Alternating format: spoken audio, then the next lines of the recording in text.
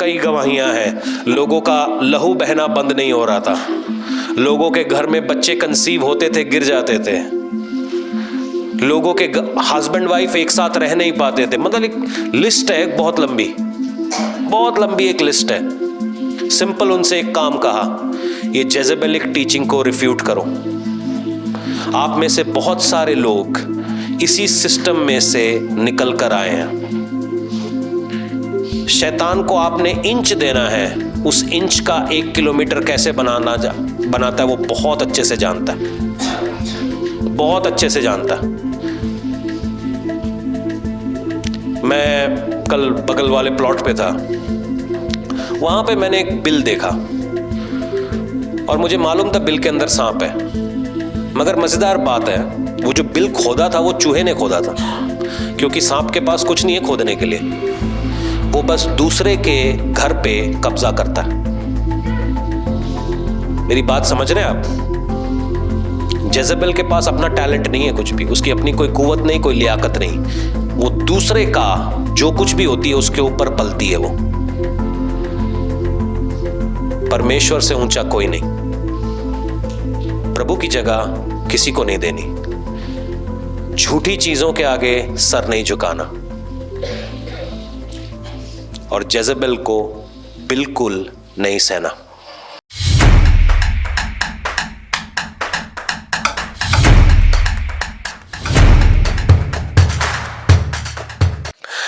आइए हम प्रार्थना करें, और परमेश्वर ने जो कुछ भी आज मुझे दिया है मैं विश्वास करता हूं कि आप सभी के लिए एक आशीष का कारण होगा। अपने सरों को झुकाएं, अपनी आंखों को बंद करें, ऑनलाइन जो भी देख रहे हैं आप सभी से गुजारिश है अपने सरों को झुकाएं, अपनी आंखों को बंद करें और कहें कि प्रभु तू तो बात करने वाला परमेश्वर है, मैं अपने कान आज तुझे देता हूं, मुझसे बातें कर। एक नई शुरुआत, एक नई ताकत के साथ मुझे खड़ा कर, प्रभु यीशु के नाम से मांग लेते हैं, आमीन, हालेलुया। दोरोसी रबाना के तेरे बेनसी। परमेश्वर को हम सभी जानते हैं और हम सभी मानते हैं। ये आज कोई इवेंजलिकल मैसेज नहीं होने वाला है, मगर हमारे को कुछ एरियाज पे थोड़ा सा फोकस करके सोचने की जरूरत है। अगर हम दुनिया के सबसे सामर्थी परमेश्वर को जानते हैं, फिर भी हमारी जिंदगी के अंदर हम जयवंत जीवन क्यों नहीं जी पा रहे? वो विक्ट्री जो हमें मिलनी चाहिए थी, या तो हमें बड़ी स्लोली मिल रही है, या हम उस मोड में जीवन व्यतीत नहीं कर पा रहे। और एक विश्वासी होने के नाते हम सभी को ये सवाल का आंसर ढूंढना बहुत जरूरी है। पिछले हफ्ते हमने कोशिश करी थी कि हम उस सवाल का जवाब आपको दे। पिछले 2 हफ्तों से इनफैक्ट हम कोशिश कर रहे हैं कि हमारे फेथ का सिस्टम जो है, अगर हम उसको सही कर लें तो बड़े सारे सवाल, सड़े इश्यूज को हम सॉल्व कर सकेंगे।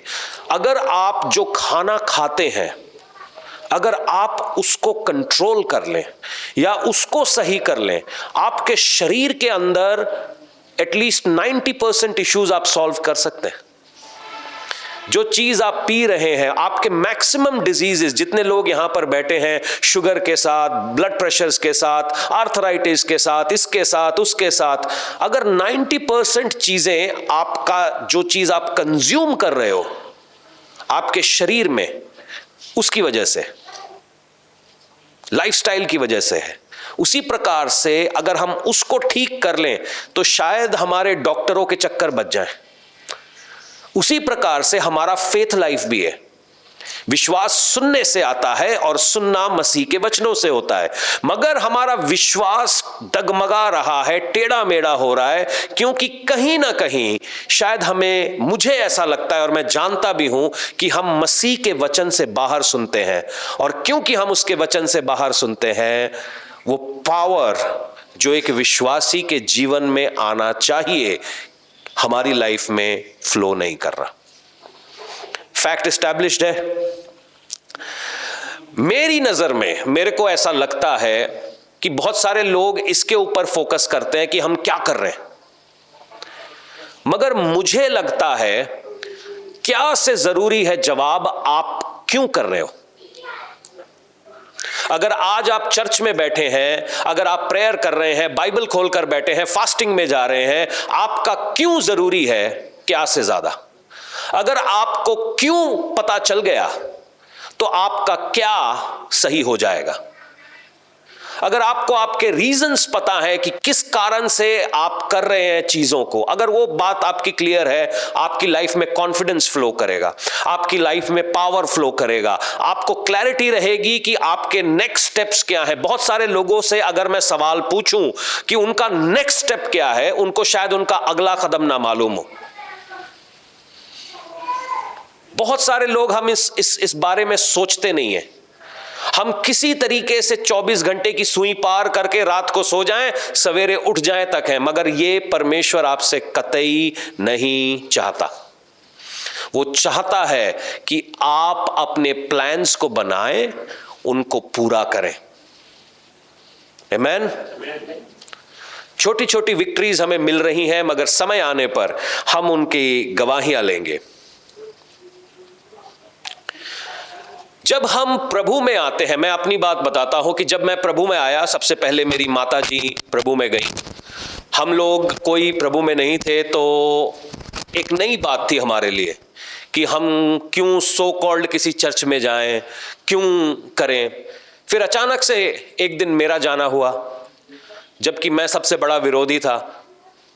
थोड़ी बहुत बात मेरी समझ में आई, मगर 7 साल तक मैं यीशु को मानता था, मगर उसको जानता नहीं था।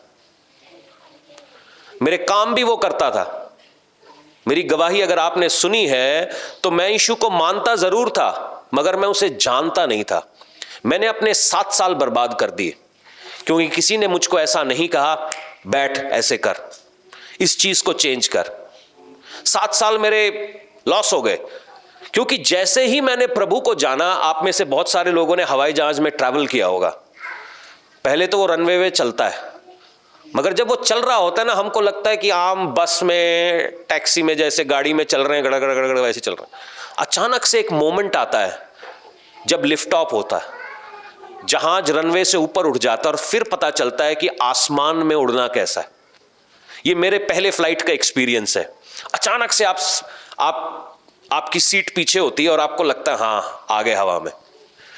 जब मैंने परमेश्वर के साथ एनकाउंटर किया, तब मैंने सोचा यार ये भी हो सकता है। वो 7 साल जब मैं नौटंकियां कर रहा था, मेरे वेस्ट हुए। अब इमेजिन करिए कि वो 7 साल मैं परमेश्वर को एनकाउंटर के लिए ढूंढ रहा होता, तो और भी कामयाबी, और भी आशीषें, और भी बरकतें जल्दी मिलती। तो आज अगर आप कबड्डी खेल रहे हैं परमेश्वर से, तो मैं विश्वास करता हूं कि यह वचन आपकी मदद करेगा। डिलीवरेंस मेरा कैसे हुआ, मेरे को बाइबल में बहुत बाद में पढ़नी स्टार्ट की।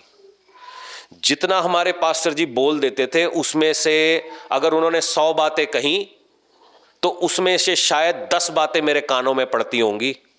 मगर वो जो 10 बातें मेरे कानों में पड़ती थीं, मैं उनको पकड़ लेता था और उनके ऊपर काम किया करता था। बहुत बाद में ये परमेश्वर के साथ बाइबल पढ़ना और वो बाद में समझ में आया मुझे, मगर वो जो 10 बातें मुझे मिल गई, मैंने उन्हीं से अपनी लाइफ सेट कर ली। वचन आता है। अब डिलीवरेंस होता कैसे? बड़े सारे लोग, कुछ लोग अभी कलीसिया में आए। जैसे ही वो कलीसिया में आए, मैं कोशिश करता हूं मैं उनके ऊपर कभी प्रेयर ना करूं। इसलिए नहीं कि मैं उनसे डरता हूं या कोई ऐसी बात है, मैं जानता हूं कि वो आए कहां से हैं, उनके ऊपर क्या चीज चल रही है, और अगर मैं प्रेयर करूंगा तो उसका असर क्या होने वाला है। शैतान कभी भी नहीं चाहता कि वो एक्सपोज हो जाए। उसकी पावर ही है कि वो छुपा रहना चाहता। अलग अलग जो जैसे आपके घरों में कॉकरोचेस छुपे होते हैं ना, अलग अलग उनको बस एक दरार चाहिए, वो दरार के अंदर बैठे रहना चाहते हैं। सालों साल उसी दरार में बैठे रहेंगे, आपको भी कोई प्रॉब्लम नहीं, आपको लगता है कॉकरोच आपका गवांडी है, कोई टेंशन नहीं। मगर चैलेंजेस हैं। जैसे ही आप डीमंस के ऊपर प्रेयर करते वो मैनिफेस्ट करते हैं, और उस मैनिफेस्टेशन में से एक असर ये होता है कि वो चर्च जाने से लोगों को रोकते, वो चर्च जाने नहीं देते। ये एक मैनिफेस्टेशन का तरीका है, क्योंकि उनको पसंद है सूदिंग, वो बैठे रहना चाहते, छुपे रहना चाहते, वो जहां पर है वहीं पे सेटिस्फाइड रहना चाहते। कुछ लोगों के लिए मैंने प्रेयर किया, उनके अंदर डीमन जाहिर हुआ, अगले हफ्ते से उन्होंने आना बंद कर दिया, आना ही बंद कर दिया। क्योंकि एक तो स्पिरिचुअल प्राइड है उनके अंदर, अरे हम तो दुनिया के सबसे बड़े चर्च में जाते हैं, हमारे अंदर डीमन कैसे आएगा। वो स्पिरिचुअल प्राइड का मैं इलाज मेरे पास नहीं है, परमेश्वर के पास भी नहीं है। वचन कहता है परमेश्वर घमंडी से दूर है। सुनिएगा मेरी बात को, जब आप वचन सुनते हैं, वचन विश्वास को पैदा करता है, आपका विश्वास आपसे प्रेयर करवाता है, और जब आप प्रेयर करते हैं आप अनॉइंटिंग को इकट्ठा करते हैं, अभिषेक आपके अंदर फ्लो करने लगता है, और उसी अभिषेक के जरिए से आपकी जिंदगी के अंदर बंधन टूटते हैं। अगर आज आप बंधनों में बैठे हैं तो उस बंधन तोड़ने की चाबी है अभिषेक। अभिषेक को इकट्ठा कैसे करना है? प्रार्थना। प्रार्थना कैसे करनी है? विश्वास से। और विश्वास कैसे आता है? वचन से। सिंपल फंडा है। कई बार लोग ऐसे बोलते हैं, हम पहले दिन गए ऐसा ऐसा ऐसा, पहले दिन गए, it was an encounter experience, मगर उसके बाद जब आपको परमेश्वर से एनकाउंटर हो गया, मिलाप हो गया, उसके बाद आपने क्या करना है? वो शायद कोचिंग बहुत सारी जगहों पर नहीं है, क्योंकि वो जो असर है ना वो बड़ा लंबा है, वो जो कहानी है वो बड़ी लंबी है। जिस इंसान ने कभी अपने ऊपर 100 किलो वजन इकट्ठा कर लिया हो और 3 महीने में वो 100 से 60 केजी हो जाए, उसको पूछना कि पहले दिन जब वो दौड़ने गया था उसको कितने मजे आ रहे थे, पहले दिन जब वो साइकिल चला रहा था उसको कितने मजे आ रहे थे, उसकी हड्डियां जवाब दे रही होंगी। मगर 3 महीने तक वो दर्द सहता गया, एक्सक्यूज नहीं दिया, तो आज शायद कहीं ना कहीं उसकी सेहत अच्छी है। उसी प्रकार से फेथ भी है, उसी प्रकार से आपकी स्पिरिचुअल लाइफ भी है। दर्द सहने पड़ते हैं, बिना दबाव के, बिना प्रेशर के एनॉइंटिंग फ्लो नहीं करता। There is a price for anointing. अभिषेक का दाम है और अभिषेक के दर्द है।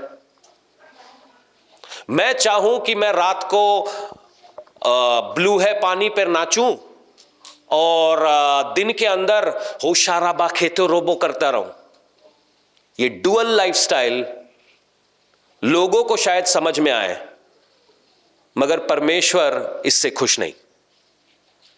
मेरे 7 साल इन डुअल लाइफस्टाइल में ही गए।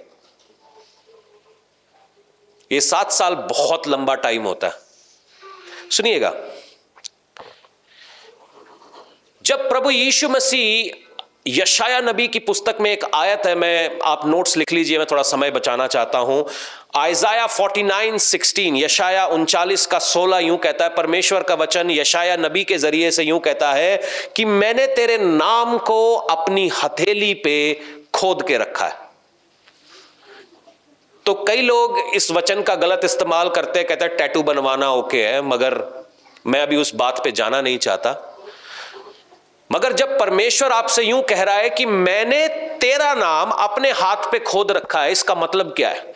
कुछ लोग इसको यूं कहते हैं कि वो यीशु मसीह जब सलीब पर गया, वो जो सलीब के ऊपर वो जो नेल्स उसके हाथ में गए, ऐसा करके जोड़ते, मगर मैं इसको कुछ और तरीके से देखता हूं।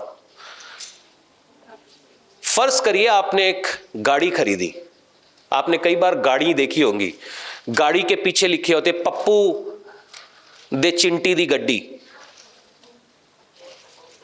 है, गाड़ी के पीछे वो नाम लिखवाते हैं, तो उससे पहचान होती है कि ये गाड़ी किसकी है।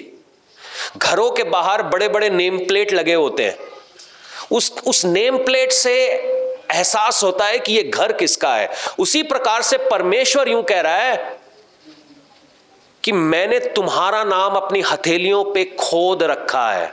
अगर आप उस ट्रांसलेशन को ध्यान से देखेंगे तो वो यूं कहता है कि मैंने तुम्हारा नाम अपनी हथेली पे खोद रखा है। वो अपने आप को देना चाहता है। वो कहता है लो, हे बोझ से दबे हुए लोगों मेरे पास आओ, हे प्यासे लोगों मेरे पास आओ, मुझसे पियो। वो आसमान से उतरी हुई रोटी मैं हूं। वो चाहता है कि आप उसको ले, उसका इस्तेमाल करें, उसको पकड़ें, उसमें बसें।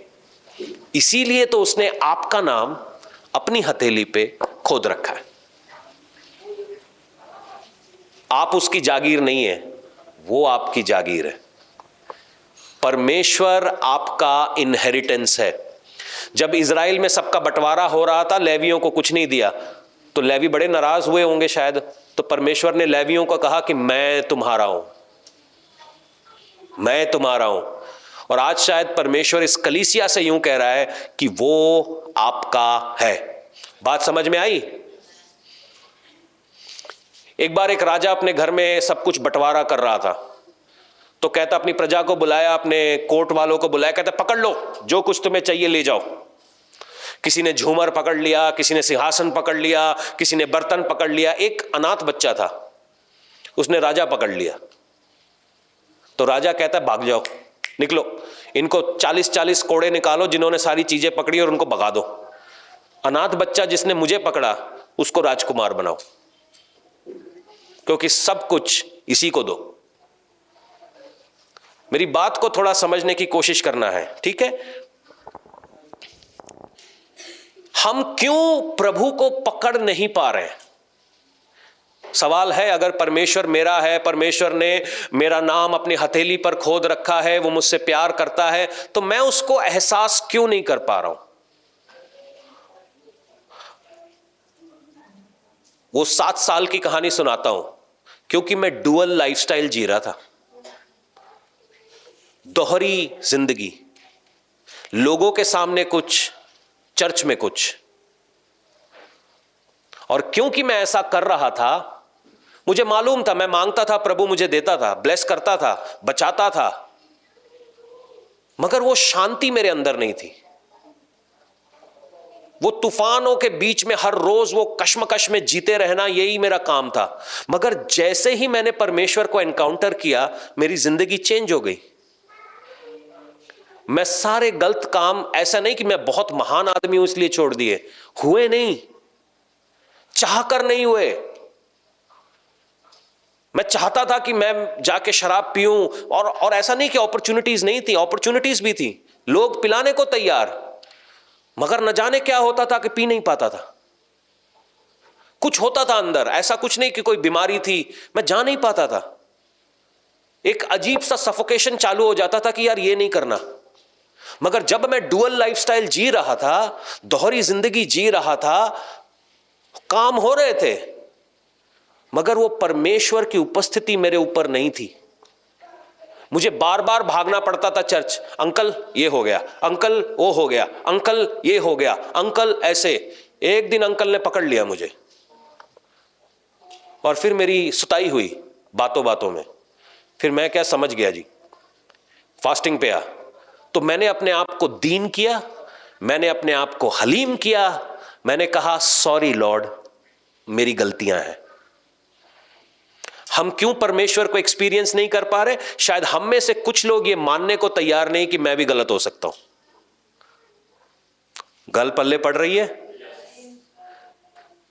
अगर आपको यह पता चल जाए कि आपकी गलती कहां पर है। एक कोच का काम क्या होता है? आपने कभी स्पोर्ट्स की कोचिंग ली होगी या ट्यूशन गए होंगे। जितने लोग यूनिवर्सिटियों में पढ़ते हैं, एक्चुअल टीचिंग उस यूनिवर्सिटी में नहीं होती। वो ट्यूशन वाला जब आपको बताता है ना कि इसको इधर करो, इसको इधर करो, इसको ऐसे करो, ये फॉर्मूला ऐसे सॉल्व होगा, वहां कोचिंग होती है। ग्राउंड पे कोई खिलाड़ी नहीं बना है। जितने खिलाड़ी बने हैं वो अपने प्रैक्टिस की जगह के ऊपर बने, जहां पर उनके कोच दिन रात उनकी गलतियां उनको बताते रहते। पवित्र आत्मा भी एक कोच है जो शायद आपसे बात करना चाहता है, मगर कई बार हमारा प्राइड, हमारा घमंड, मैं तो सही हूं, शायद हमें सुनने नहीं दे रहा। आज अपने पड़ोसी को कह रहा हूं, मैं तो फैसला कर चुका हूं, मैं अपना घमंड कम करने लगा हूं, आप अपना देख लो। ठीक है जी। घमंड आता क्यों है? सेल्फिश। वचन कहता है कि पाप की जड़ी पैसा है। पैसा नहीं है, सेल्फिशनेस है। आप में से सबको मालूम है कि पैसा ऊपर नहीं ले जा रहे। आप में से सबको मालूम है कि पैसा आपके लिए कुछ नहीं कर सकता। अगर पैसा कुछ कर सकता तो अंबानी मरता नहीं, रतन टाटा मरता नहीं, अरबों खरबों है उनके पास। मगर सेल्फिशनेस क्यों है? कि जब मेरे पास पैसा होगा, लोग मेरे को झुकझुकनिया नमस्ते करेंगे, सलाम ठोकेंगे, मेरी गाड़ी के आगे डांस करेंगे। सबको तो हीरो चाहिए। मैं ये नहीं कहता, आपको भी जरूरत है, मुझे भी जरूरत है। अभी हमने ऑफरिंग भी ली, इसी ऑफरिंग को अगले हफ्ते हम खर्च भी करेंगे। मगर ये ऑफरिंग, ये पैसा मेरी जिंदगी नहीं चला सकता। ये शायद मैं और आप जितना जल्दी समझ जाएं उतना आसान है। सेल्फिशनेस जो होती है वो प्राइड को पैदा करती है, घमंड पैदा करती है, और घमंड एक बुरा व्यवहार पैदा करता है। ये एक सेम चीज है, क्योंकि वचन कहता है परमेश्वर घमंडी से दूर है, वो बात ही नहीं करेगा घमंडी से। ये 7 साल मैं अपनी कहानी से आपको बताना चाहता हूं, सुनिएगा। जब मरकुस रचित सुसमाचार उसके 7 के 24 से लेकर 30 तक आप पढ़ते हैं, वहां एक साइरोफिनिशियन औरत, एक यूनानी औरत प्रभु यीशु के पास पहुंची, जिसकी बेटी के अंदर दुष्ट आत्मा थी। उस औरत ने परमेश्वर से कहा कि प्रभु तू मेरी बेटी को चल के चंगा कर। यीशु मसीह ने उस औरत से मालूम है क्या कहा? कि बच्चों की रोटी कुत्तों को नहीं देते।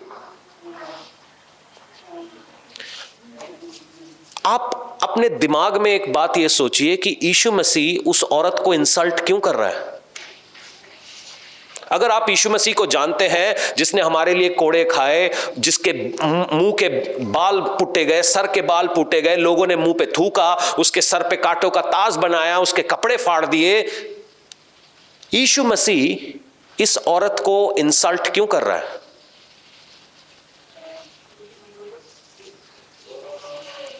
जगत की रोटी, यीशु मसीह कहता है वो जो मैं जगत की रोटी हूं। जगत की रोटी इस औरत को यह क्यों कह रहा है कि मैं तेरे लिए नहीं आया? बेसिकली जब तक आप करेक्शन लेंगे नहीं, डिलीवरेंस आपके घर में आएगी नहीं। अगर ये घंटी आज बजनी है तो बज जाए। जैसे ही उस औरत ने यूं कहा कि कुत्तों को भी हक है वो रोटी खाने का, यीशु मसीह ने कोई प्रेयर नहीं करी, कोई बड़े वचन नहीं रिलीज किए। कहता घर जाके देख तेरी बेटी हील हो गई। घर जाके देख। कहीं आपके प्राइड ने आपका डिलीवरेंस तो नहीं रोक रखा है?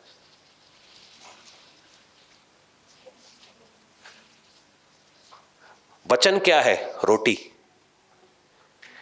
हम वो वचन क्यों नहीं खा पा रहे? क्योंकि शायद कहीं माड़ा मोटा डोला आ गया हमारा। थोड़ा सा सोचिए क्यों। ये मैं आयतों के साथ इसलिए बता रहा हूं क्योंकि हमें समझने की जरूरत है कि फ्यूल क्या है, क्या चीज मेरे नॉन डिलीवरेंस को, मेरे अंदर डीमंस को फ्यूल कर रही है। सुनिएगा, जब यीशु मसीह ने सच सिखाने की कोशिश की, लोगों ने उसे फॉलो करना बंद कर दिया। जब यूहन्ना के सुसमाचार को 60 से लेकर, यूहन्ना 6 के 60 से लेकर 66 तक को आप पढ़ते हैं, तो वहां के ऊपर यीशु मसीह पहले 5000 को खाना खिलाता है और फिर यूं कहता है कि मेरी देह को खाओ, मेरे फ्लैश को खाओ। चर्च छोड़ देती है उसको। कहते हम हिब्रू हैं, हम इब्रानी लोग हैं, ये तो वचन के खिलाफ है, हम ये कैसे कर सकते हैं? ये तो वर्ड के खिलाफ है, हम ये कैसे कर सकते हैं? छोड़ के चले गए। 5,000 ने रोटी खाई, चमत्कार देखा, मगर जैसे ही जीसस ने कहा कि मेरा फ्लैश खाओ और मेरा खून लहू पियो, गायब। उसने पलट के अपने चेलों से पूछा कि तुम्हें भी जाना है?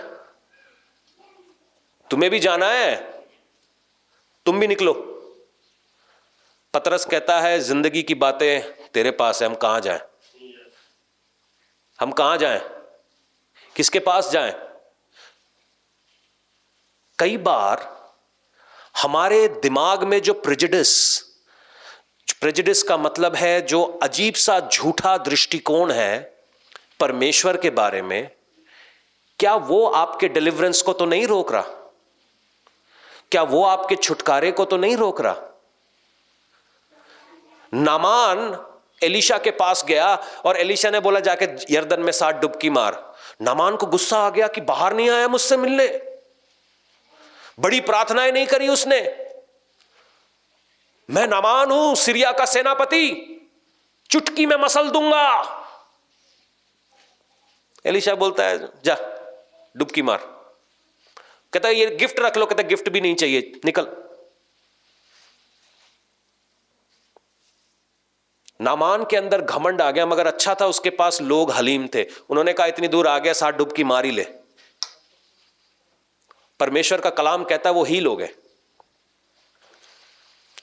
जब व्यक्ति पावर में और घमंड में चल रहा होता है, छुटकारे आपके पास होते हैं और आपको दिखता नहीं, दिखता नहीं, आपको समझ नहीं आता। लिखा है अपने मन को नया करो, क्योंकि जब आपने परमेश्वर को सुन लिया, उसको एनकाउंटर कर लिया, तब वचन यूं कहता है कि अपने आप को, अपनी सोचनी को, अपनी देखनी को, अपनी बोलनी को आपको नया करना पड़ेगा। पुराने सिस्टम में आप चल नहीं सकते। सुनिएगा, आपको क्या लगता है कि दुनिया की स्पिरिट मुझसे बात नहीं करती होगी? आपको क्या लगता है शैतान ने यीशु को नहीं छोड़ा, क्या वो मेरे दरवाजे पे दस्तक नहीं देता होगा? क्या लगता है आपको? आपको क्यों लगता है कि मैं इन सब चीजों से परे हूं? मगर फर्क यह है कि जब मैं इस कलाम को पढ़ लेता हूं, इसकी सच्चाई को जान लेता हूं, मुझे मालूम है कि वो जो प्रलोभन, वो जो लालच मुझे दे रहा है, वो किसी काम का नहीं। शैतान ने यीशु से 3 मोटी मोटी बातें करी हैं। सब कुछ मैं तुझे दे सकता हूं, मेरे सामने झुक जा, झुक जा, बस झुक जा। यीशु नहीं झुका। क्यों? क्यों? क्योंकि यहोवा मेरा चरवाहा है, मुझे किसी बात की घटी नहीं है। मैं दुश्मन के आगे सर क्यों झुकाऊं? यह बात को पकड़ने की जरूरत है। सुनिएगा कि आप किस तरीके से चलेंगे। मैं चाहता हूं पिछले हफ्ते जो हमने सोशल एक्सपेरिमेंट एक किया था, उस सोशल एक्सपेरिमेंट की गूंज बड़े दूर दूर तक आ रही है। लोग हमारी बड़ी तारीफें कर रहे हैं। We are viral right now. Shanno कहां है? तो इस साल मेरे को मालूम था कि पिछले हफ्ते हमने एक सोशल एक्सपेरिमेंट किया और वो इतना रियल था। मैं दिखाओ तो सही यार, हमने किया क्या था? पाजी तुसी दिखांदे नहीं। मेरे अंदर मुझे मालूम था कि एक डायरेक्टर बैठा हुआ है कहीं ना कहीं। ये जो स्किट है हमने 15 मिनट में रिहर्स करी और लोगों को आज तक समझ नहीं आ रहा हुआ क्या, जबकि मैंने मतलब कोशिश करी है कि इसको रंगारंग बनाओ। इसको जरा ऑन करो।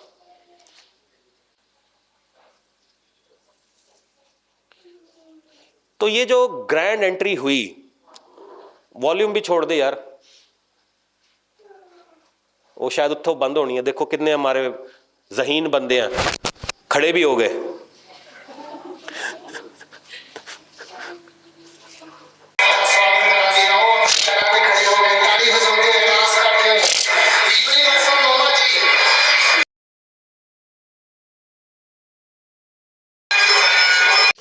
तो जब ये सब चल रहा था, अभी आप लोग हंस रहे हैं, तब आप क्यों नहीं हंस रहे थे?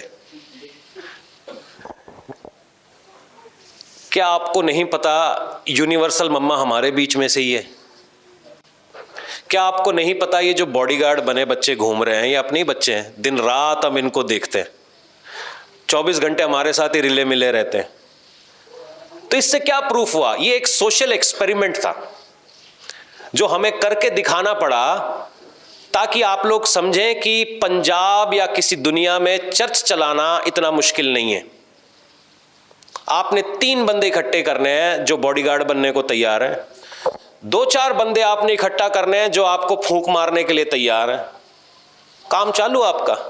एंट्री और एग्जिट, बस आपने यही चला दिखाते रहना, एंट्री एग्जिट, काम चालू आपका, धंधा ऑन, दिहाड़ियां बंद। हालेलुया। आसान नहीं है। ना आपको कॉलिंग की जरूरत है, ना आपको अनॉइंटिंग की जरूरत है, आपको सिर्फ ड्रामे की जरूरत है। ड्रामा करी जाओ। और लोग ड्रामा खरीद भी रहे हैं। मैंने जब इसके बाद सबका सेंसस पूछा या मैंने पूछा कि क्या हुआ, कुछ लोगों के एक्सप्रेशन थे कि मुझे लगता सही में चुन लिया। फेसबुक इंस्टाग्राम पे लोग कह रहे हैं ये क्या हो रहा है। उनको अभी तक समझ नहीं लगी हम जोक कर रहे हैं, जबकि बड़े बड़े कैप्शन हमने इसके अंदर रखा हुआ। बड़ी सीरियस एक्टिंग की गई है हाडे कलाकारों द्वारा। हम बड़े सीरियस एक्टर हैं, नसीरुद्दीन शाह को हम टक्कर दे सकते हैं, मुझे ऐसा लगता है।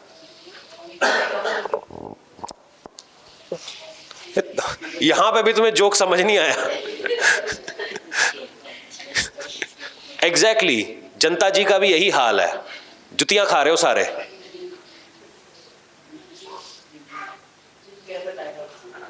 और नीचे पढ़ लेंगे कैप्शंस, घर जाके देखिएगा प्लीज। अब ये काम करना हमने, सारे ज्यादा शटअप आपा ही करना। फिर नीचे आज किसी ने करा पर्चा करवाना तेरे ते, मैं कह रहा हूं भरा तू करा पर्चा, क्यों पूरा कार्ड लेके आ, मैं इत्थे ही हां।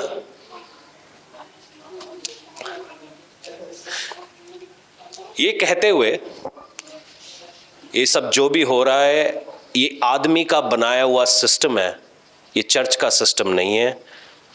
And I refute it. ये गलत है। इस करके बहुत सारे लोग प्रभु से दूर होते जा रहे हैं।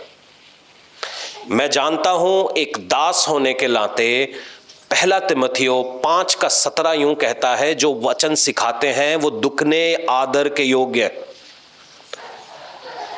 और एक दास होने के नाते मैं ये भी जानता हूं याकूब 3:1 में लिखा है कि जो वचन सिखाते हैं उनके ऊपर दुगना जजमेंट भी है। मैं दोनों बातों को जानता हूं कि दास को डबल आदर भी देना है और दास को डर के भी रहना है कि डबल जजमेंट हो जाएगा। कोई भी हमारे यहां पर कहता है कि हम पास्टर बनने वाले, मैं उसको पहले बोलता हूं याकूब पढ़, याकूब पढ़, होश आ जाए तो सेवकाई में हाथ लगाइयो, वरना दूर रहे। सुनिएगा ये सारी बातें। दुनिया के सामने खुद को लिफ्ट कर लेंगे, परमेश्वर के सामने कौन लिफ्ट करेगा हमें? अभी हम लोग इसके ऊपर हंस रहे हैं, हमें लग रहा है एक हमने इसके अंदर एक म्यूजिक चलाया। पता है मैंने इसके अंदर वर्शिप म्यूजिक नहीं चलाया। पूछे क्यों? वो म्यूजिक है WWE के एक रेसलर का जिसका नाम है जॉन सीना। क्यों मैंने WWE चुना? उसका भी एक कारण है। वर्शिप केवल मैं परमेश्वर की करता हूं, उस पाक यहोवा की, वो पाक यस्सु की, वो पवित्र आत्मा की। बंदे वर्शिप योग्य नहीं है। पिछले हफ्ते शायद आपने सुना होगा जब पौल और बारनबास ने किसी को चंगा कर दिया, लोग उनकी आराधना करने लगे, उन्होंने अपने कपड़े फाड़ लिए, कहता हम इस लायक नहीं है ना, हमारी आराधना नहीं करनी, हमारी परस्तिश नहीं करनी, परमेश्वर की करो। हम बाइबल में वो क्यों नहीं पढ़ते? सुनिएगा, वो WWE दिखाना। हमने जॉन सीना का जो म्यूजिक है वो इसलिए उठाया कि ये रेसलमेनिया है। ये एक्चुअली 1960 के दशक से ये झूठी रेसलिंग है, ये चलती आ रही है। इनफैक्ट रुस्तम दारा से हिंद दारा सिंह इसी रेसलिंग का हिस्सा थे जिसमें उन्होंने किंग कॉन्ग को हराया था। सारी दुनिया को पता है कि ये फर्जीवाड़ा है, ये नकली लड़ाई है, असली लड़ाई नहीं है। मगर इनका मार्केट रेट मालूम है क्या है? इनके बिलियनर्स हैं, इनके कॉन्ट्रैक्ट्स करोड़ों करोड़ों अरबों खरबों में जाते हैं। इनके इनके इनके जो म्यूजिक राइट्स हैं करोड़ों के हैं, इनके जो वीडियो राइट्स हैं करोड़ों के। इतना बड़ा नकली लड़ाई करके इतने पैसे कैसे कमा रहे हैं? ये जो रिंग साइड की सीट नजर आ रही है ना आपको, एक एक सीट $1000, 70 90 हजार रुपए की आती है। पीछे की सीटें आती हैं मतलब 10-12 हजार, तो पीछे बैठोगे। लाख लाख रुपया देके लोग इन नकली फाइट्स को देखने जाते। कैसे? क्यों? क्योंकि ड्रामे ने इनको असली बना के रखा है। वो देखो कैसे चीख रहे हैं, उनको ऐसा लग रहा है कि मतलब क्या हो रहा है, ये लड़ाई नहीं है, सारा कुछ स्क्रिप्टेड है, ये सब कुछ स्क्रिप्टेड है। जैसे कि वो फैन जी चीखी मम्मा जी करके, उसको मैंने सिखाया था कैसे चीखना है, कैसे गिरना है। बंद करो इसको। मैं ये आपको बातें क्यों बता रहा हूं? क्योंकि जेजेबेल ऐसे ही आपके सर पे चढ़ के बोलती है। इजेबेल ने काम क्या किया? वो अहाब की दुल्हन बन गई और उसने बाल और अशर के नबी इकट्ठे कर लिए और उनको राजा के घर में बिठा दिया। क्योंकि वो राजा के घर में बैठे हुए थे तो सारी दुनिया को लगा ये नॉर्मल है, लेट्स डू इट। क्योंकि एक आदमी गलत कर रहा है, हमने वचन नहीं पढ़ा, हमें सच्चाई का इल्म नहीं है, हम कुछ भी करते चले जा रहे हैं क्योंकि एक आदमी कर रहा है, क्योंकि वो बड़ा नजर आता है, क्योंकि वो पावरफुल नजर आता है। और ये झूठ हमको हर रोज एक कलीसिया के रूप में मारता जा रहा है। इजेबेल ने किया क्या? आप बताइए, उसने कितने प्रचार किए? उनके प्रचार आपको दिखेंगे भी नहीं, क्योंकि है ही नहीं। उनके पास प्रचार होता नहीं है, उनके पास कलाम होता नहीं है। आप उनके सोशल मीडिया छान लीजिए अगर आपको मिल जाए तो, और जो भी होगा उसके अंदर 100 गलतियां होंगी। मैं यहीं से बता देता हूं आपको। इतना टाइम मेरे पास नहीं है कि मैं हर बंदे के प्रचार के पास जाऊं और आज इसने ये बोला। होंगे कुछ एक्सपर्ट लोग, मेरे पास इतना टाइम नहीं। जो उन्होंने बोल दिया वही सच। इजेबेल यही तो कर रही है। वो क्यों आपके सर के ऊपर चढ़ी हुई है? क्योंकि उसको आपने नॉर्मल बना दिया। फर्ज कीजिए अगर यहां पर कोई अश्लील गाना चलने लगे तो मैं और आप क्या करेंगे?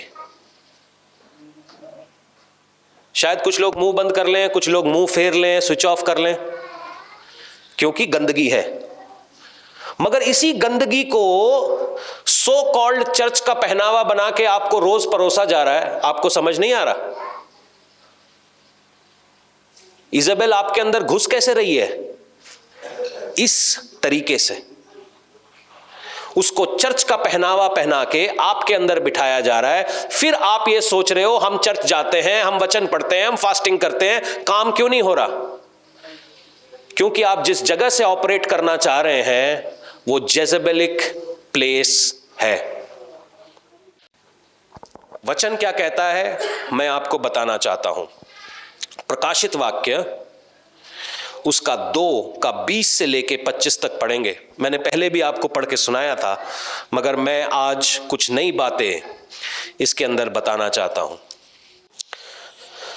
पर मुझे तेरे विरुद्ध यह कहना है कि तू उस स्त्री इजेबेल को रहने देता है। क्या करने देता है? क्या करने देता है? आप कैसे रहने दे रहे हो? हाँ जी, वेल्डिगर्स, आपसे सवाल है, आप उसको क्यों रहने दे रहे हो? कैसे रहने दे रहे हो?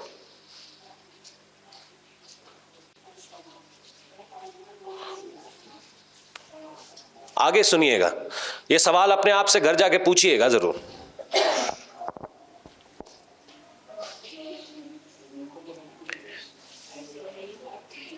जो अपने आप को भविष्यवक्तनी कहती है और मेरे दासों को व्यभिचार करने और मूर्तियों के आगे चढ़ाई गई वस्तुएं खाना खिलाकर भरमाती हैं।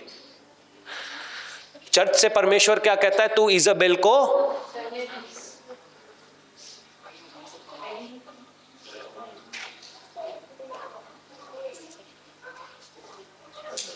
बात यहां पे खत्म नहीं हो जाती, सुनिएगा आगे। मैंने उसको मन फिराने के लिए अवसर दिया है, पर वह अपने व्यभिचार से मन फिराना देख, मैंने उसे रोगाशय पर डालता हूं, और जो उसके साथ व्यभिचार करते हैं यदि वे भी उसके कामों से मन ना फिराएंगे तो मैं उन्हें बड़े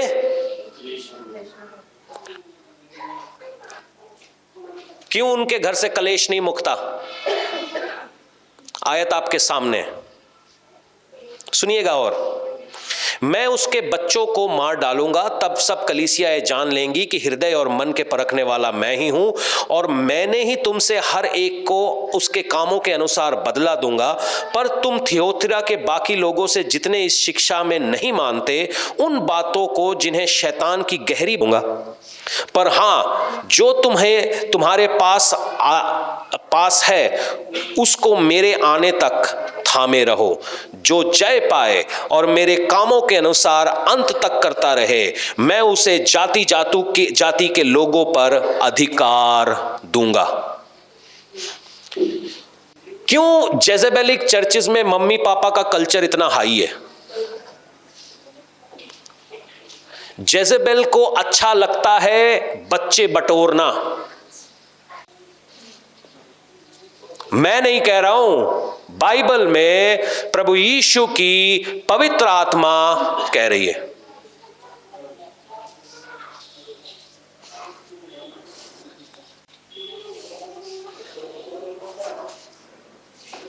कि जो उसकी टीचिंग्स को मानेगा वो मेरे विरोध में है। इसके अंदर बड़ी तरीके से लिखा है, शैतान की गहरी बातें, डीमोनोलॉजी। पौलुस पहला कुरिन्थियों 8:13 में यूं कहता है कि वो काम मत करो जो छोटा जिनका फेथ है उनका फेथ हिल जाए। जब कुरिन्थ में मूर्तियों के सामने सैक्रिफाइस्ड मीट खिलाया जाता था, पौलुस चर्च को कहता है कि ये नहीं करना, ये खाना नहीं, क्योंकि जो विश्वास में छोटे हैं उनका फेथ इसकी वजह से हिल जाएगा। शायद मेरे को और आपको फर्क नहीं पड़ता ये क्या कर रहे हैं। मेरी बात को बहुत गौर से सुनना। शायद मुझे और आपको फर्क नहीं पड़ता कि ये लोग क्या कर रहे हैं, क्योंकि हम उसको मानते नहीं। मगर बहुत सारे लोग हैं जो छोटे हैं विश्वास में, उनको वचन नहीं पता, उनको सच नहीं पता, और जब ये लोग इनको मम्मी पापा करके पुकारने लगते हैं उनका हर्ष ये होता है। परमेश्वर आज मेरे जरिए से, शायद कल आपके जरिए से इनके विरोध में बातें कहे। हमारे बीच में एक फितूर है हमारे दिल में, दिमाग में, कि अभिषिक्त के बारे में बातें नहीं करनी। मगर सबसे पहला मेरा सवाल यह है, क्या जेजेबेल अभिषिक्त है? Question number 1। क्वेश्चन नंबर 2, दाऊद साउल के बारे में कहता है कि अभिषिक्त के खिलाफ हथियार ना उठाना, मगर जब साउल अपने बर्छे से दाऊद को मार रहा था, क्या दाऊद वहीं पे खड़ा रहा? हां जी, क्या दाऊद वहीं खड़ा रहा? मार, तू तो अभिषिक्त है। क्या दाऊद वहीं पे खड़ा था? आपको पता ही नहीं। साउल ने कई बार दाऊद को मारने की कोशिश की।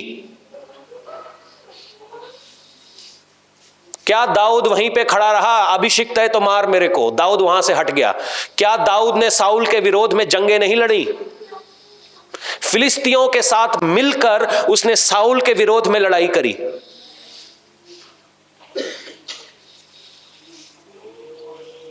कौन सी दुनिया में हो भाई तुम?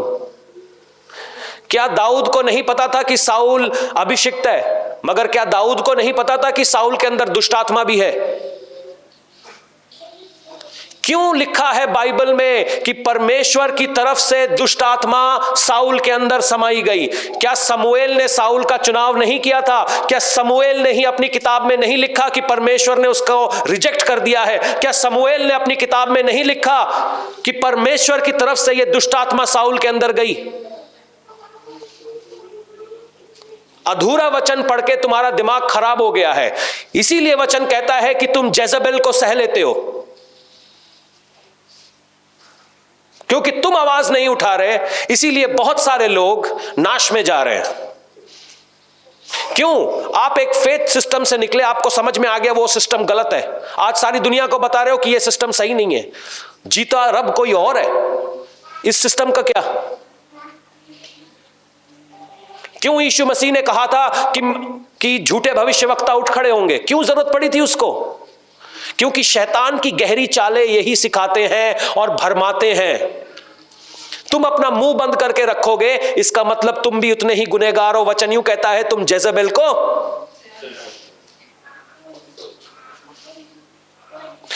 जब दाऊद ने व्यभिचार किया, नाथान नाम का नबी दाऊद के घर गया कि नहीं गया?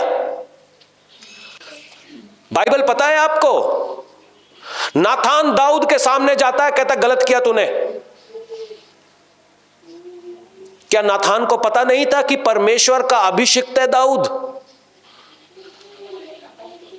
हां जी, तुम जेजबेल को जब पतरस झूठा प्रचार करने लगा या झूठी लाइफस्टाइल जीने लगा, गलातियों 2 में आप पढ़ लेना, क्या पौलुस पतरस के सामने खड़ा नहीं हुआ था?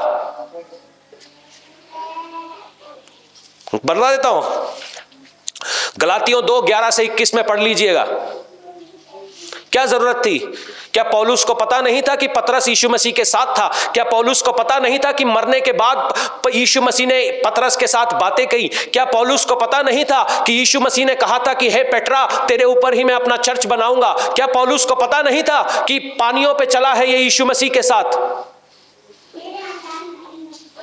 क्योंकि तुम जेजबेल को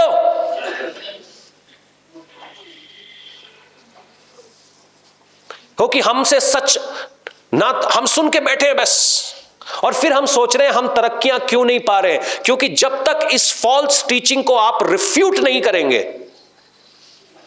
तब तक ये डीमन आपके ऊपर से शेक करने वाला नहीं है। रिफ्यूटिंग का मतलब होता है आमने सामने, गलत है ये, गलत है ये। जब तक खुल के इसके विरोध में प्रचार नहीं किया जाएगा, तब तक कलीसिया में इजबेल के बच्चे मरते रहेंगे। तुम उसको सह लेते हो, तुम उसको अपने बीच में रहने देते हो।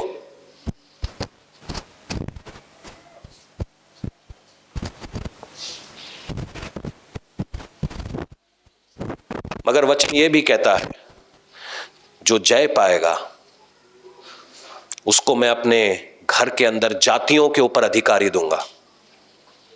मगर वचन यह भी कहता है, जो जय पाएगा उसको मैं अपने भवन के अंदर खंबा बनाऊंगा। प्रकाशित वाक्य 3 का 11, 3 का 11 और 12 पढ़ लीजिएगा। इन सब बातों के ऊपर जय पाना है। जय कैसे पाएंगे? क्योंकि आप में से बहुत सारे लोग इसी जेजेबेलिक सिस्टम में से निकले हैं। इसी सिस्टम में से निकले हो आप। और क्योंकि इस सिस्टम ने थोड़ा बहुत अच्छा था, हर सिस्टम में थोड़ा बहुत अच्छा जरूर होता है। शैतान यीशु मसीह को बोल रहा है, यार 40 दिन मेहनत कर रहा है, मैं देता हूं ना तेरे को, कितना अच्छा आदमी है, मैं देता हूं। 40 दिन तक फास्टिंग की क्या जरूरत है, मैं देता हूं ना। फास्टिंग पता है कैसे होती है? जब अभी हम 3 दिन के फास्ट में थे, फुल ऑन सर्दी, मेरी आंतें चिपक गई थी पेट में, हवा खराब हो जाती है फास्टिंग करने में, तब जाके मस्सा उतरता है। जोक नहीं है ये, करके देखना कभी, बैठो। शायद आप में से बहुत सारे लोग एक बार खाना खा रहे होंगे, कुछ लोग मेरे साथ फास्टिंग में थे, वो जो दर्द होता है ना रातों के उठ के, जब आपको पता चलता है आपका एसिड फ्लो कर रहा है रात के 12 बजे 3 बजे आपका, क्योंकि बॉडी की अपना दिमाग है, उसने उतना ही उसको लग रहा है कि आपको खाना मिल रहा है, उसने अपने एसिड्स उतने ही रिलीज करने हैं। मगर तब आप परमेश्वर को पकड़ के खड़े होते हो कि नहीं प्रभु ये तेरे लिए। वैसे अभिषेक उतरता है कतरा कतरा जब आप अपने शरीर को डिनाई करते हो। आपको मालूम है 666 क्या है? छठवें दिन क्या हुआ था? छठवें दिन क्या हुआ था उत्पत्ति की किताब में? बाइबल के ज्ञानियों, हाँ क्या हुआ? आदम को बनाया गया था, मतलब the flesh was created on the 6th day.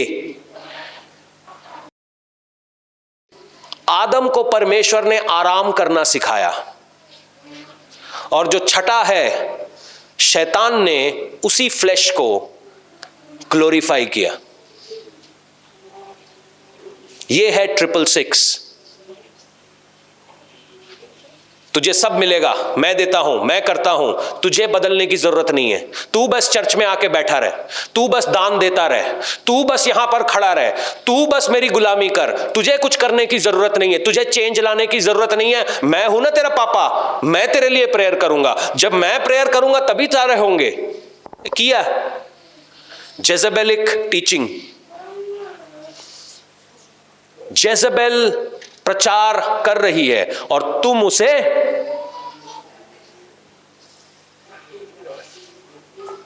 वचन उल्टा कहता है कि बदलो, चेंज करो, अपने आप को दीन करो, हलीम करो, मैं तेरे पास आता हूं, मुझे ढूंढो। आजकल लोग किसको ढूंढ रहे हैं? मम्मी पापा को। हमारे चर्च में कई सारे लोग ऐसे हैं, जब मुसीबत पड़ती है इत्थे, जब मुसीबत खत्म होती है उत्थे, उनको लगता है मुझे समझ नहीं आ रहा, मुझे सब समझ आ रहा है, क्योंकि मैं देख के बता देता हूं उनके पीछे क्या चल रहा है। घमंड नहीं है इस बात का, मगर आपको भी तो समझना है। कितनी देर तक मैं सफाइयां करता रहूंगा तुम्हारी? कितनी देर तक? कब बड़े होगे? एक बच्चे को जब वो छोटा है, 1 साल का, 2 साल का, 3 साल का, 6 साल का, सफाई करते हुए अच्छा लगता है। 25-25, 40-40 साल के मसीह हैं, उनकी सफाइयां करता हुआ मैं अच्छा लगूंगा?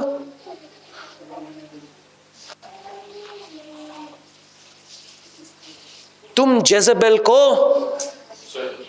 वचन पढ़ने पे जोर नहीं है, मेरे प्रचार सुनो। वचन पढ़ने पे जोर नहीं है, मैंने जो लिखा है वो पढ़ो। क्यों? तुम जेजेबेल को, आज इस चर्च से मैं एक ही बात मांगता हूं, कोई जेजेबेलिक चीज के आगे सर नहीं झुकाना। जिस दिन तुमने ठान लिया ना कि मैं किसी जेजेबेलिक कंट्रोलिंग ओवर कंट्रोल वाली चीज के आगे सर नहीं झुकाऊंगा, आधे डीमंस तुम्हारे घर से वैसे गए। परमेश्वर का मस्सा कैसा होता है घर के अंदर आपको मालूम चलेगा जब आपके बच्चे उठ उठ के भविष्यवाणियां करने लगते हैं।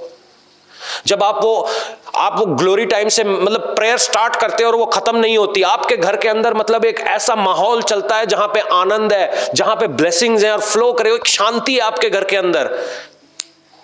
रिफ्यूट करके देखो इस जेजेबेल को। आपकी झुग्गी ना 5 स्टार होटल से बढ़िया हो गई तो मुझे बोलना, क्योंकि इन्होंने एक सिस्टम बनाया और हम उस सिस्टम के थल्ले आ गए, जबकि हमने उस सिस्टम के ऊपर होना है। बीमारियां खैरा नहीं छोड़ती, प्रेयर करो बीमारी हट गई, फिर 3 दिन के बाद वही बीमारी। जेजेबेल को चीजें सॉल्व नहीं हो रही, जेजेबेल को कि मैं कैसे बड़ा बनूं, मैं प्रभु के आगे दीन हो जाओ, वो तुम्हें शिरोमणि करेगा। जब वो उठाए तुम्हें कोई गिरा नहीं सकता। डीमंस क्यों नहीं निकल रहे? जबकि वचन कहता है शैतान दुष्ट आत्माओं को निकालो। वो लोग जो खड़े होकर प्रचार कर रहे हैं उनके घर से डीमंस नहीं निकल रहे, क्योंकि जेजेबेल को आज ये चर्च ये सोचेगी कि हम जय पाएंगे, इस प्रिंसिपैलिटी पे हम जय पाएंगे। ये जो झूठा डर है अभिषिक्त के खिलाफ ना बोलो, ये फॉल्स है। मैं जानता हूं, जैसा कि मैंने वचन से भी बताया, जो परमेश्वर का दास है वो दुगने आदर के योग्य है, मगर जो परमेश्वर के नाम का गलत इस्तेमाल करता है वो किसी आदर के योग्य नहीं है। As good as that, simple. जो प्रभु का मान रखता है उसकी जूतियां सर ते लेके चलनी है। जो परमेश्वर का नाम का उल्टा इस्तेमाल करता है ना, सहना नहीं, उसको सहना नहीं। बाकी कलाम आपके सामने है और आइए हम प्रार्थना करें। अगर आज आपको ये बात समझ में आई है, जो लोग ऑनलाइन भी हैं, मेरे पास समय नहीं है इन सब चीज़ों को ओपन प्लेटफॉर्म्स में बताने का। कभी हम क्लोज मीटिंग्स करेंगे, तब मैं इन लोगों को जो भी हैं ऑनलाइन लाके आपके सामने दिखाऊंगा परमेश्वर ने कैसे हमारा इस्तेमाल किया है इन लोगों की जिंदगियों को सेट करने में। कई गवाहियां हैं, लोगों का लहू बहना बंद नहीं हो रहा था, लोगों के घर में बच्चे कंसीव होते थे, गिर जाते थे, लोगों के हस्बैंड वाइफ एक साथ रह नहीं पाते थे। मतलब एक लिस्ट है, बहुत लंबी एक लिस्ट है। सिंपल उनसे एक काम कहा, ये जेजेबेलिक टीचिंग को रिफ्यूट करो। आप में से बहुत सारे लोग इसी सिस्टम में से निकल कर आए हैं। शैतान को आपने इंच देना है, उस इंच का 1 किलोमीटर कैसे बनाता है वो बहुत अच्छे से जानता है, बहुत अच्छे से जानता है। मैं कल बगल वाले प्लॉट पे था, वहां पे मैंने एक बिल देखा और मुझे मालूम था बिल के अंदर सांप है, मगर मजेदार बात है वो जो बिल खोदा था वो चूहे ने खोदा था, क्योंकि सांप के पास कुछ नहीं है खोदने के लिए, वो बस दूसरे के घर पे कब्जा करता है। मेरी बात समझ रहे हैं आप? जेजेबेल के पास अपना टैलेंट नहीं है कुछ भी, उसकी अपनी कोई कुवत नहीं, कोई लियाकत नहीं, वो दूसरे का जो कुछ भी होती है उसके ऊपर पलती है। वो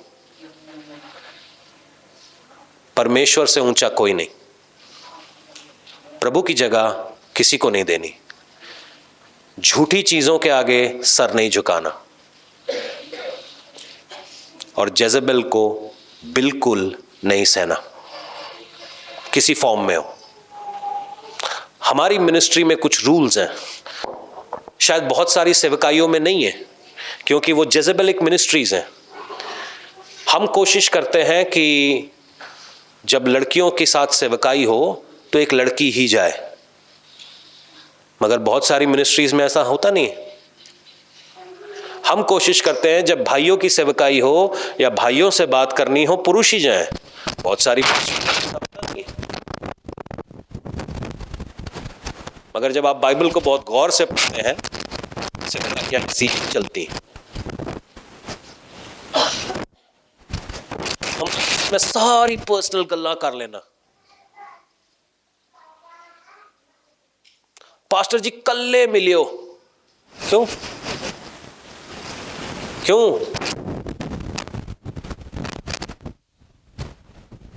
कल्ले क्यों गल कर? हमारे यहां पर लोग बैठे हैं जो इस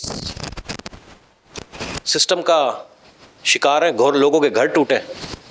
वचन इसलिए कहता है जो औरतों को बहकाते हैं उनको घर से बाहर रखो, बाहर रखो। बात समझ में आ रही है? आइए हम प्रार्थना करें। ये जो सिस्टम का जो मैल है, अगर आज आपको लग रहा है, बहुत सारे लोग, मैं जानता भी हूं कि कई बार ये डीमंस वापस आते हैं, घूम के वापस आते हैं आपके ऊपर। क्यों आते हैं मालूम है? क्योंकि जेजेबेल को आप सह रहे हो। ये घूम के वापस आते हैं क्योंकि इनकी जो ब्रीडिंग ग्राउंड है ना, ये शैतान की शिक्षा है, इनका ब्रीडिंग ग्राउंड है ये। जिस दिन आपने ये शैतानिक शिक्षा को दिल से, स्पिरिट से निकाला, आप देखना इतना आसान नहीं है। क्योंकि ना एक छन्नी, जैसे आप चाय पोर करते हैं ना, एक छन्नी होती है आपके हाथ में, वो चाय उसके अंदर रह जाती है और जो सारा जूस है कप में फ्लो कर जाता है। उसी प्रकार से अपनी लाइफ को छानना स्टार्ट करो। ग्रेजुअली आज छानो, कहे पवित्र आत्मा आज मुझे छान, ताकि वो जो जूस है वो फ्लो करे। आइए हम प्रार्थना करें, प्रार्थना करें। नेक्स्ट 15 मिनट्स अगर आज आपसे परमेश्वर का आत्मा कुछ भी बातें कह रहा है, कुछ भी कर रहा है, कि परमेश्वर इस जेजेबेल को आज मेरी लाइफ में से बाहर निकाले। ये जेजेबेलिक प्रीचिंग का कोई भी फ्रूट, जो लोग ऑनलाइन भी देख रहे हैं, मैं आप सभी से गुजारिश करता हूं कि इस फ्रूट को रिजेक्ट कर दीजिए, फ्रूट को रिजेक्ट कर दीजिए कि परमेश्वर मुझे ये चाहिए नहीं।